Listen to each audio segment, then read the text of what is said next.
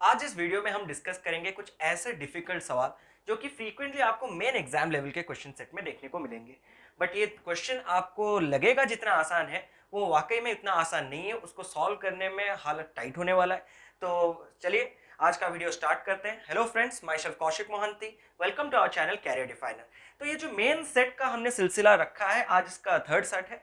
पहला सवाल आपके सामने ऑलरेडी डिस्प्ले हो चुका है। आप एक काम कीजिए, वीडियो को पॉज कीजिए, खुद एक बार ट्राई कीजिए, फिर आके देखिए कि सॉल्यूशन इसका इसी तरह से होता है या कुछ और लॉजिक हम लगाते हैं इस सवाल को सॉल्व करने के लिए। और हाँ, मेन एग्जाम्स के लिए जो सबसे इंपॉर्टेंट है डेटा इंटरप्रिटेशन, वो डेटा इंटरप्रिटेशन का पूरा सीरीज हम लॉन्च करने वाले हैं नेक्स्ट वीक। तो जुड़े रहिए हमारे साथ। अगर आप नए हैं इस चैनल में तो चैनल को सब्सक्राइब कीजिए और हाँ, वीडियो को लाइक और कमेंट करना मत भूलिए।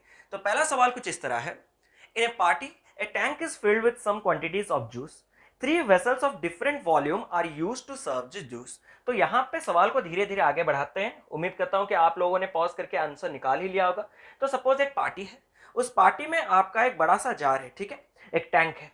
उस टैंक में आपका कुछ जूस है, क्या जूस है वगैरह हमें कुछ पता नहीं है, लेकिन हमें इतना पता है कि 3 वेसल्स हैं डिफरेंट डिफरेंट वॉल्यूम्स के, जिससे इन जूस को इन टैंक से निकाल के सर्व किया जाता है। तो सपोज हमारे पास एक ऐसा है, दूसरा ये है, तीसरा ये है। मतलब ये आपका फर्स्ट वेसल, या आपका सेकंड वेसल, या आपका थर्ड वेसल। मतलब 3 अलग अलग वॉल्यूम्स के आपके पास छोटे छोटे, या मान लीजिए ना ये एक बड़ा सा जूस का कंटेनर है, छोटे छोटे कंटेनर 3 मतलब कटोरे दिए गए हैं। उन तीनों कटोरे के आपके जो वॉल्यूम्स है वो डिफरेंट है। और दैट टू क्या है, क्या उनके बीच में रिलेशन गिवन है। The volume of the smallest vessel is 25% less than the volume of the second vessel। तो यहां पे हमने सपोज इसको स्मॉलेस्ट एज्यूम कर रखा है, ठीक है, इसको हमने एज्यूम कर रखा है स्मॉलेस्ट, और इसको हमने एज्यूम कर रखा है सेकंड लार्जेस्ट, ठीक है। तो ऑटोमेटिकली ये अगर स्मॉलेस्ट है और ये अगर सेकंड लार्जेस्ट है, तो आपके पास 3 वेसल्स है ना छोटे छोटे, तो ये आपका ऑटोमेटिकली पूरा लार्जेस्ट बन जाएगा। मतलब यहाँ पे 3 कटोरों का नाम हमारे पास पता चल चुका है, लार्जेस्ट, सेकंड लार्जेस्ट और स्मॉलेस्ट। और वो क्लियरली कह रहा है कि स्मॉलेस्ट का जो वॉल्यूम है ना वो 25% कम है, किससे, सेकंड लार्जेस्ट से। तो 25% अगर मैं आपसे पूछूं तो 25% का मतलब क्या होता है, 1/4। मतलब 4 पार्ट में से 1 पार्ट कम। मतलब अगर आपका second container, second largest container 4 unit का कंटेन कर रहा होगा वॉल्यूम, तो ये उससे 1 पार्ट कम, 1 पार्ट कम, क्योंकि 1/4 है ना, तो ये कितना पार्ट रखेगा, कंटेन करेगा, 3 पार्ट कंटेन करेगा। मतलब इनके बीच में वॉल्यूम का रेशियो आपको कितना पता चल चुका है, 3:4।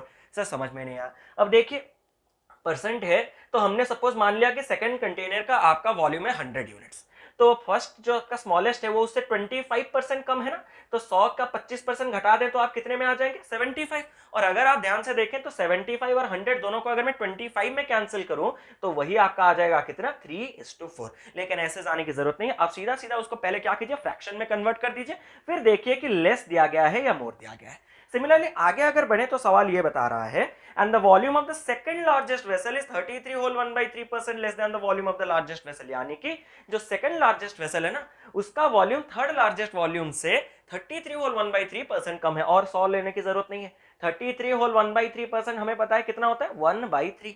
और ये 1/3 क्या होता है, लेस होता है। मतलब 3 पार्ट से 1 पार्ट कम, किससे, लार्जेस्ट से। आपका जो सेकंड लार्जेस्ट होगा, मतलब अगर लार्जेस्ट आपका 3 पार्ट होगा तो सेकंड लार्जेस्ट आपका उससे 1 पार्ट कम होगा, यानी कि कितने पार्ट का होगा, 2 पार्ट का होगा, ठीक है। मतलब सेकंड और लार्जेस्ट कंटेनर के बीच में, सेकंड लार्जेस्ट और लार्जेस्ट कंटेनर के बीच में वॉल्यूम का रेशियो आपको कितना पता चल चुका है, 2:3।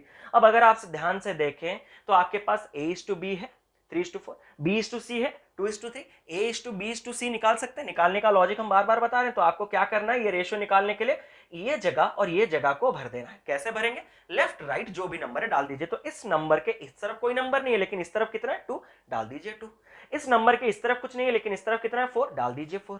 तो 3 × 2 आपका आ गया 6, मल्टीप्लाई करने से 4 × 2 आ गया आपका 8, और 4 × 3 आपका आ गया कितना, 12। तो यहां तक क्लियर है। तो इनके बीच में रेशियो कितना आना चाहिए, 6:8:12। लेकिन क्या ये मतलब इनमें कोई कॉमन मल्टीपल है, कॉमन डिविजर फैक्टर है, तो 2 में कैंसिल करेंगे तो यह आ जाएगा 3, यह आ जाएगा 4, यह आपका आ जाएगा 6। यानी कि रेशियो कितने के बराबर आ चुका है, 3:4:6। अब आगे क्या कहता है, आगे सवाल यह पढ़ रहा है कि if 5 times juice is served by the largest vessel, 8 times juice is served by second largest vessel, and 3 whole 1/3 times juice is served by smallest vessel, the tank will be completely emptied। यानी कि अगर जो largest vessel है उससे अगर मैं 8 बार इस container से जूस निकालूं, तो एक बार अगर हमारे रेशियो के हिसाब से 3:4:6 मतलब एक बार अगर निकालेंगे तो कितना यूनिट निकलेगा? 6 यूनिट। तो 8 बार निकालने से कितना यूनिट निकलेगा? 48 यूनिट्स निकलेगा। क्लियर है यहां तक? सर सेकंड लार्जेस्ट जो है उससे आप कितने बार निकाल रहे हैं जूस को? आप उससे सॉरी, जो आपका पहला है उससे 5 बार निकाल रहे हैं, सॉरी, मतलब लार्जेस्ट से आप 5 बार निकाल रहे हैं, तो 6 × 5 कितना हो गया आपका? 30 यूनिट्स। जो सेकंड लार्जेस्ट कंटेनर है वो हर बार कितना, हर मतलब उसका वॉल्यूम कितने यूनिट का हमने एज्यूम कर रखा है? 4 यूनिट का। तो उससे हम कितने बार निकाल रहे हैं? 8 बार। तो एक बार में अगर 4 यूनिट जाएगा तो 8 बार में कितना यूनिट जाएगा? 32 यूनिट जाएगा। और जो स्मॉलेस्ट कंटेनर है उससे हम 3 होल 1/3 टाइम्स निकालते हैं। इससे देख के मत डरिएगा। 3 × 3 9 + 1 ये कितना हो गया? 10/3। अगर 4 बार निकालेंगे इंटू 4, 5 बार निकालेंगे इंटू 5, तो 10/3 टाइम्स निकालेंगे तो इंटू 10/3। इंटू 10/3 होते ही ये 3 के साथ 3 कैंसिल हो जाएगा और ये कितना यूनिट निकालेगा? 10 यूनिट। इतने बार निकालने के बाद आपका जो कंटेनर है वो कंप्लीटली एम्प्टी हो जाएगा। मतलब 10 यूनिट, 32 यूनिट और 30 यूनिट अगर इससे निकाल दें तो इसका कंप्लीटली एम्प्टी हो जाएगा। तो टोटल टैंक का हमें अगर कैपेसिटी पूछे तो वो कितना आएगा? 10 + 32 + 30, 10 + 32 + 30, जो कि कितना यूनिट के बराबर है? 72 यूनिट्स के बराबर है। अब सब निकल चुका है। अब आपको सवाल में सिर्फ इतना पूछा गया है कि find the total quantity of juice served by second largest vessel is what percent of the volume of the tank. मतलब सेकंड लार्जेस्ट वेसल से आप जितना जूस निकाल रहे हैं, कितना जूस निकाल रहे हैं? 32 यूनिट का जूस निकाल रहे हैं, वो कितना प्रतिशत है? किसका? टोटल कंटेनर का कितना परसेंट है? तो a is what percent of b. कैसे निकाला जाता है? A by b into 100। ये परसेंटेज हमने पढ़ा है ऑलरेडी। कहां पे? परसेंटेज का फर्स्ट पार्ट, सेकंड पार्ट है परसेंटेज चेंज, वहां पे देखा है। लेकिन यहां पे हमने क्या पूछा गया है कि सेकंड जो हमारा निकल रहा है वो टोटल का कितना परसेंट है। मतलब हमें क्या करना है? Second by total into 100। Second से हम कितना क्वांटिटी निकाल रहे हैं? 32 यूनिट्स निकाल रहे हैं और टोटल हमारे कितना यूनिट्स निकल चुका है? 72 यूनिट्स निकल चुका है। तो ये कितने के बराबर हो जाएगा? 32/72 इंटू 100। अब इसको देख के मत डरिए, सीधा सीधा क्या कीजिए, सर इतना बड़ा कैलकुलेशन होगा, लेंदी और हो गया, नहीं, आप सीधा 8 में कैंसिल कीजिए, 4 आएगा, 8 में कैंसिल करने से ये 9 आएगा। तो आपका ये फ्रैक्शन जो होगा कितना हो जाएगा? 4/9 इंटू 100। अगर ध्यान से देखें, अगर मैं आपसे पूछूं कि 4/9, अगर मैं आपसे पूछूं कि 1/9 कितना होता है, तो 1/9 होता है आपका 11 होल 1/9%। ये हमने परसेंटेज का फर्स्ट पार्ट में पढ़ा था, परसेंटेज एंड फ्रैक्शन रिलेशनशिप में। वो वीडियोस उठा के आप देख लीजिए, एक बार रेफर कीजिए। आपको 1/9 का वैल्यू पता है, लेकिन आपको जो चाहिए आंसर वो कितना है? 4/9। मतलब सिंपली अगर मैं 1/9 में इंटू 4 कर दूं तो 4/9 आ जाएगा। तो उसके परसेंटेज में भी इंटू 4 कर दीजिए। और जब इसी तरह के मिक्स फ्रैक्शन में आप इंटू 4 करते हैं तो ये होल नंबर वाले पार्ट में कीजिएगा और न्यूमरेटर वाले पार्ट में कीजिएगा। तो 11 इंटू 4 कितना आ गया आपका? 44। न्यूमरेटर में 4 मल्टीप्लाई करें 4, तो ये आ गया 44 होल 4/9%। जब आप प्रैक्टिस कर लेंगे तो ये सारे चीज आपको ओरली याद आ जाएंगे। ठीक है, तो आंसर आपका आ चुका है 44 होल 4/9%। तो ऐसे सवाल आपको एग्जाम्स में देखने के लिए मिलते हैं। एक बार स्क्रीनशॉट ले लीजिए। और हाँ, क्वेश्चंस के बारे में फिक्र करने की जरूरत नहीं सर, आधे में क्वेश्चन आपका डिस्प्ले नहीं होता है, वो निकल जाता है, तो क्वेश्चंस के बारे में फिक्र मत कीजिए। आप मेरे कोई भी वीडियोस पिछले उठा के देख लें तो हर बार मैं आपको पीडीएफ प्रोवाइड करता हूं। जो भी क्वेश्चन हम डिस्कस करते हैं उन सारे के सारे पीडीएफ आपको डिस्क्रिप्शन में दिए जाते हैं यूजुअली, और आज भी दिया गया है। तो दूसरा सवाल कुछ इस तरह है। तो दूसरा सवाल है, the average age of a man, woman and their son is 30 years. ठीक है, मतलब अगर एक मैन है, एक वुमन है और उनका जो सन है, उनका एवरेज गिवन है आपको कितना? 30 ईयर्स।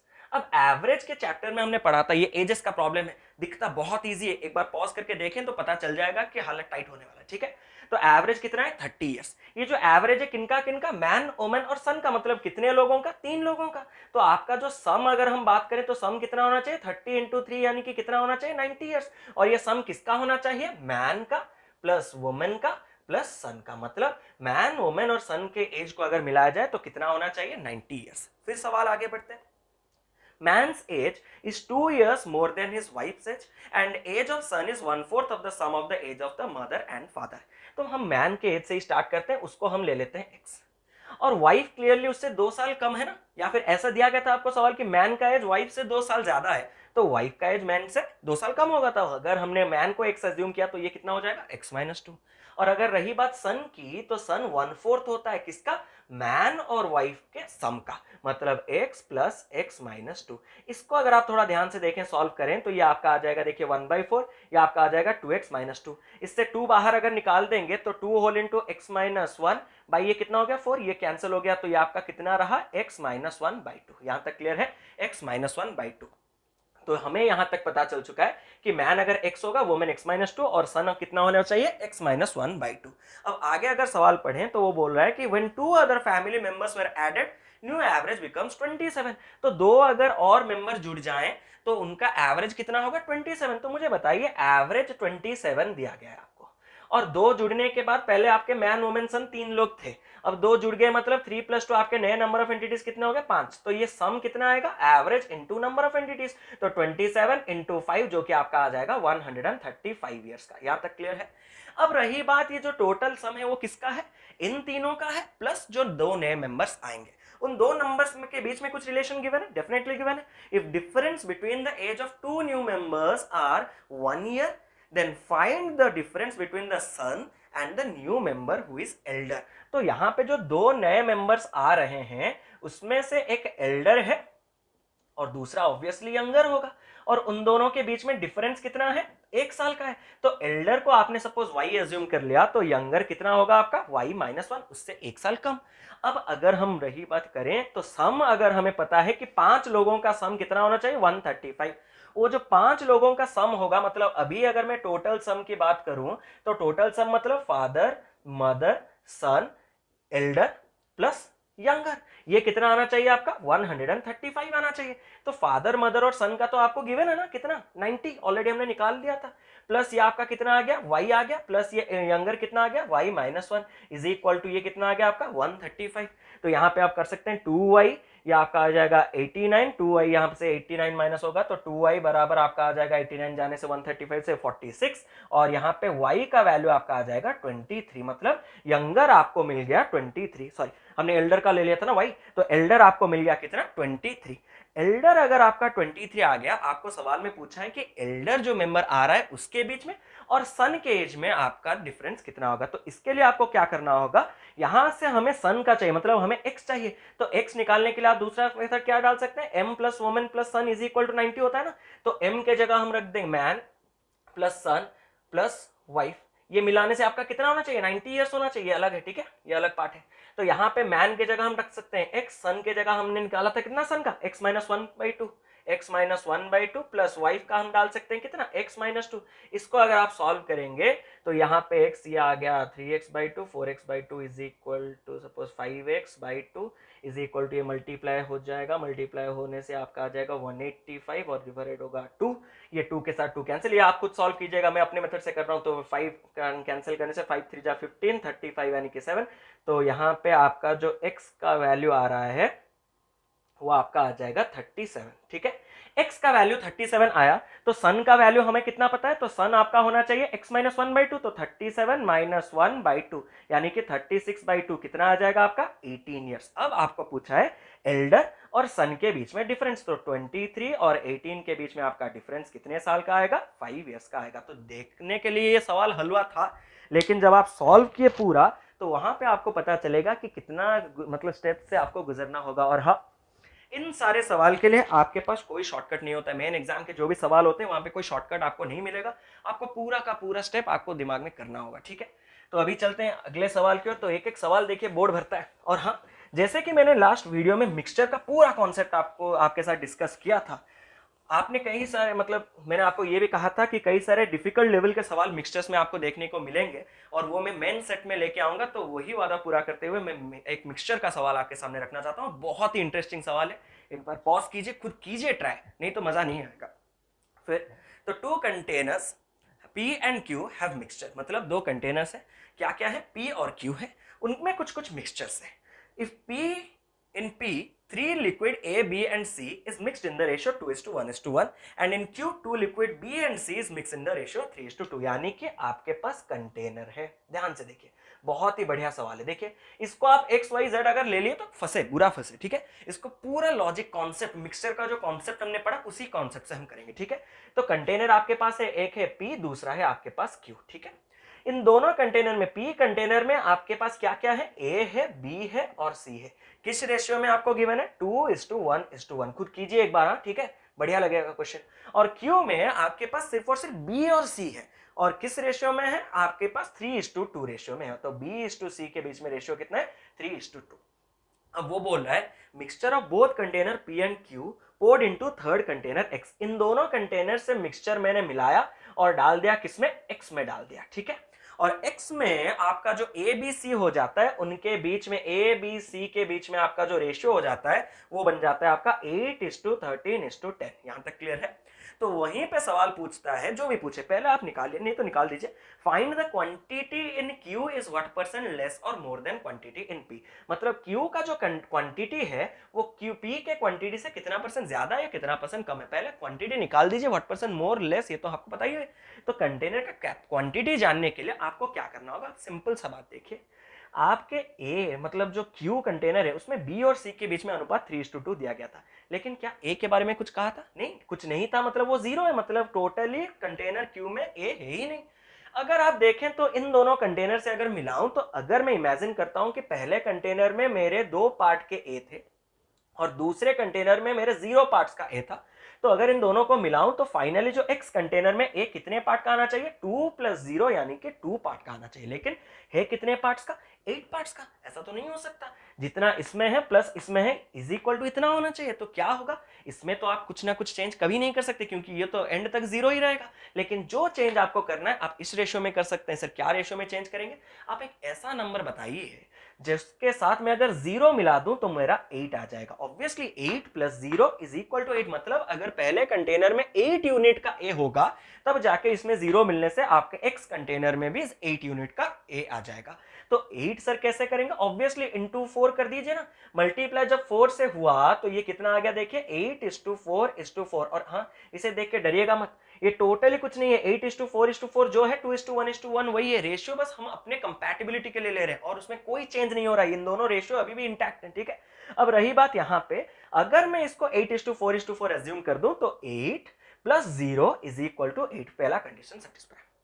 लेकिन पहला कंडीशन सेटिस्फाई होते ही दूसरा कंडीशन को देख लेते हैं।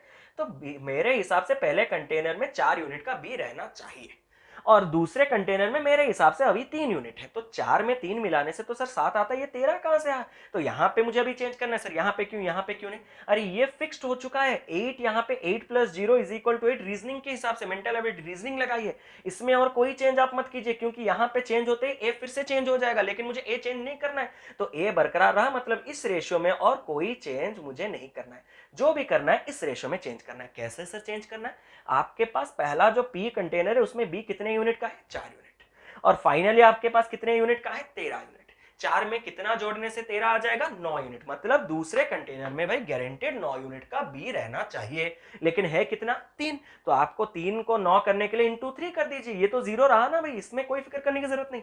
ये अगर मल्टीप्लाई हुआ तो कितना आ गया, 9, और ये कितना हो गया, 6। और अगर ध्यान से देखें 9:6 रेशियो जो है 3:2 वही है। बस हम अपने कंपैटिबिलिटी के लिए लेते हैं ताकि हमारा सवाल सॉल्व हो जाए। तो यहां पे अगर हम मिलाएं कि अगर 4 यूनिट का बी है, यहां पे 9 यूनिट का बी है, 4+9 इज इक्वल टू 13, कंडीशन पूरा सेटिस्फाइड। अब देखते हैं लास्ट वाला कंडीशन। ऑब्वियसली इसमें अगर 4 है सी, इसमें अगर 6 है सी, तो 4+6 फाइनल कंटेनर में 10, पूरा कंडीशन आपका सेटिस्फाई। मतलब ये तीनों के तीनों कंडीशन तब सेटिस्फाई होंगे जब पहले कंटेनर में A B C 8 unit 4 unit 4 unit के होंगे, दूसरे कंटेनर क्यू में A B C 0 unit 9 unit और 6 यूनिट होंगे, तभी जाके मिलाने से एक्स कंटेनर में A B C 8 unit 13 unit और 10 यूनिट का कंडीशन सेटिस्फाई होगा। अब टोटल की बात करें तो पी में ये था 8, ये था 4, ये था 4, तो पी का जो टोटल कंटेनर का कैपेबिलिटी हो गया, मतलब क्वांटिटी हो गया, कितना हो गया, 8+4 12+4 कितना हो गया, 16 यूनिट्स हमारे हिसाब से हुआ है। और जो क्यू है उसका total 9+6 is equal to 15 units है। और अगर आप ध्यान दें तो 16 यूनिट और 15 यूनिट मिलाने से 31 यूनिट आना चाहिए एक्स में, और मिलाएं तो 13 + 8 21 + 10 इज इक्वल टू आपका ये भी 31 यूनिट हो गया। तो सारे के सारे कंडीशन आपके फॉर्म में है। अब आपको पूछा गया है कि क्यू कंटेनर का जो क्वांटिटी है वो कितना परसेंट कम है या ज्यादा है पी से। ऑब्वियसली बात है 15 तो 16 से कम है, तो आपको क्या निकालना है, Q is what percent less than P. तो अभी मुझे बताइए व्हाट परसेंट लेस निकालने के लिए वही परसेंटेज चेंज का जो हमने लॉजिक लगाया is what percent of B. Percentage का सेकंड वीडियो उठा के देखिए, फर्स्ट वीडियो में वो 44 होल 4/9 वो भी है, देख लीजिए। तो वो लेस निकालने के लिए आपको क्या करना पड़ता है, पहले डिफरेंस निकालना पड़ता है, डिवाइड किससे करना पड़ता है, मोर वैल्यू के साथ, इनटू कितना करना पड़ता है, 100 के साथ। अगर ध्यान दें तो क्यू आपका कितना निकल के आया था, 15। क्यू आपका कितना निकल के आया था, 16। तो 15 और 16 के बीच में डिफरेंस कितना है, 1 डिवाइडेड बाई 15 और 16 में मोर कौन है, 16, इनटू कितना कर देना है आपको, 100।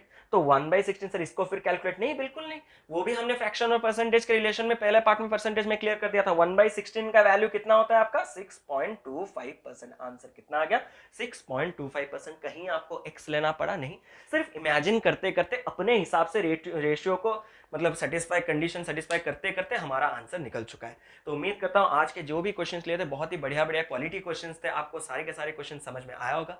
अगर कहीं पे कोई डाउट्स है और इन्हीं की तरह अगर कोई कुछ और क्वेश्चंस आपके मन में है तो डेफिनेटली कमेंट में मुझे पूछें ताकि मैं उनके ऊपर भी आपको वीडियोस प्रोवाइड कर सकूं। और हाँ, जुड़े रहिए हमारे साथ क्योंकि नेक्स्ट वीक बहुत ही इंटरेस्टिंग होने वाला है आपके लिए। हम लेने वाले हैं डेटा इंटरप्रिटेशन। और हाँ, सोच ये भी रहे कि लाइव सेशन ले डेटा इंटरप्रिटेशन का ताकि आपका जो डाउट्स है वो फेस टू फेस क्लियर हो जाए। तो उम्मीद करता हूँ आज का वीडियो आपको पसंद आया होगा। लाइक कीजिए, शेयर कीजिए और हाँ, चैनल को सब्सक्राइब करना मत भूलिए और जुड़े रहिए हमारे साथ, देखते रहिए कैरियर डिफाइनर। तब तक कीप लविंग, कीप सपोर्टिंग।